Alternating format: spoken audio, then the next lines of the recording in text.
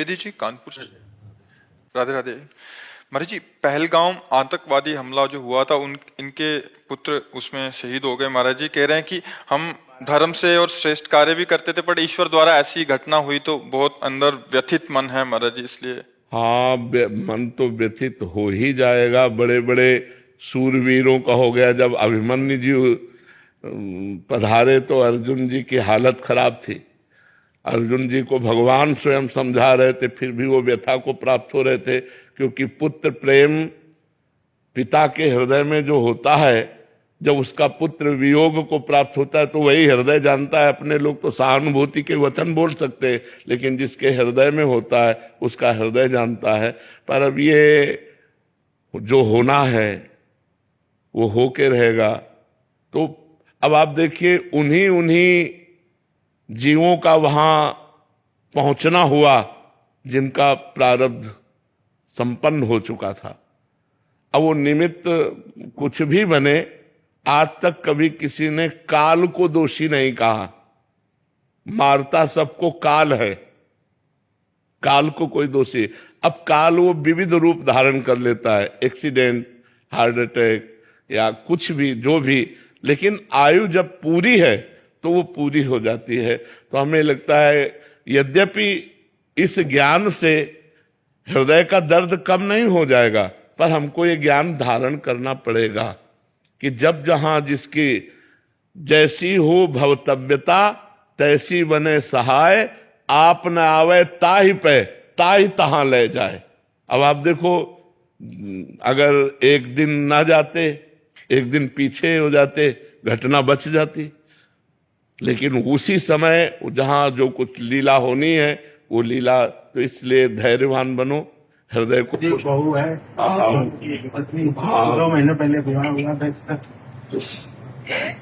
नहीं, हम व्यथित हैं। हम भी कई दिन तक व्यथित रहे जब ये घटनाएं सुनी ना, कई दिन तक। तो आप तो वहां उपस्थित होगी। हम जिसके आंखों के सामने वहाँ तो सब पत्नियों के सामने तो पूछ के मारा था कि अगर हिंदू हैं तो बोलिए।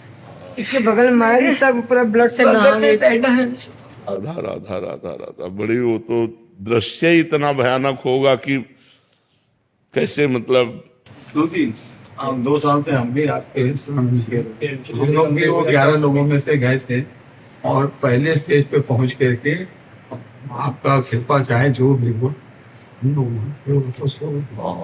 साथ में हम भी थे, लेकिन माधेरा से लौट आए थे। हमें अच्छा नहीं लग रहा था वहां जाने में, तो अपने काम बैठे हैं, बेटा तुम लोग चल आने। अब तो धैर्य धारण करना पड़ेगा बच्चा, वो तो। लेकिन तुमने वो दृश्य देखा है, वो कितना भयानक दृश्य होगा, जिस दृश्य को आपने अपने सामने देखा कि अपना जीवन साथ। हम लोग के दिमाग से जाता ही नहीं। हमारे गुरु रमण तिवारी महाराज नाम जप करते मेरे चेहरा। हाँ बिल्कुल। नहीं, आप चर्चा कर रहे तो हमारा हृदय व्यथित हो रहा है। वो कई दिन व्यथित रहा, जो हमने घटना सुनी, कई दिन व्यथित रहा। जैसे आप फिर ताजा हो गया। आप तो दृश्य देखे हैं, और आपके तो पति गए हैं, पुत्र गए हैं, अपने लोग तो केवल सुनकर तो भी हृदय व्यथित हो जाता है। पर आपको धैर्यवान बनना चाहिए। हम लोग का मन बहुत नहीं, अब धैर्यवान बनो। रोने से या व्यथित होने से, डिस्टर्ब होने से अब हाथ तो कुछ लगेगा नहीं। अपना स्वास्थ्य कमजोर होगा, अपना चिंतन बिगड़ेगा। इसलिए नाम जप करो, धीरे धीरे इस दुख को हटाने की कोशिश करो। यद्यप बहुत कठिन है, हम फिर भी कह रहे हैं बहुत कठिन है। बड़े बड़े धर्मात्मा पुरुष व्यथित हो गए हैं इन कार्यों में। भगवान का 14 वर्ष का जो ही वनवास का कैकेयी जी ने दृढ़, तो भगवान के वियोग में दशरथ जी के प्राण चले गए।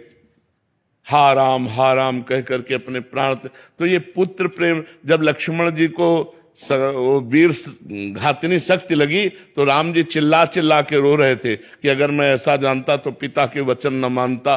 तो भ्रातृ प्रेम, पुत्र प्रेम, ये ऐसे प्रेम है जो हमारे हृदय को व्यथित कर देते।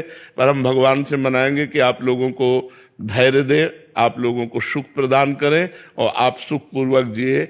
आप इस तरह के चिंतन में अगर और बढ़ते चले गए तो डिप्रेशन में पहुंच जाएंगे, परेशान हो जाएंगे। अब थोड़ा हिम्मत कीजिए, धैर्य कीजिए। हमें भी हृदय से व्यथा है, पर अब उस व्यथा की पूर्ति कर नहीं सकते। अब वो ऐसी कोई सामान तो है नहीं जो बाजार से लाके दी जा सके।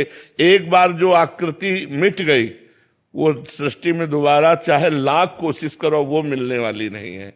अब वो पुत्र मिलने वाला नहीं, चाहे हम तुम दिन भर बैठकर रोएं या दिन भर बैठकर भगवान से प्रार्थना करें, अब वो दोबारा नहीं आ सकता।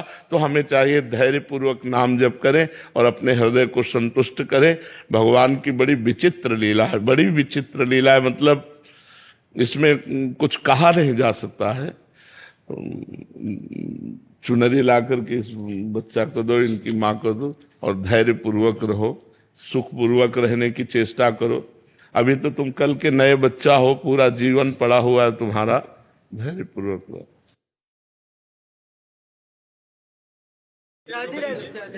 धैर्य पूर्वक रहना, धैर्य पूर्वक रहना। अब ये ऐसी कि किसी के हाथ की बस की बात नहीं है ना। अच्छे से रहो, अच्छे से रहो, प्रसन्न रहने की कोशिश करो।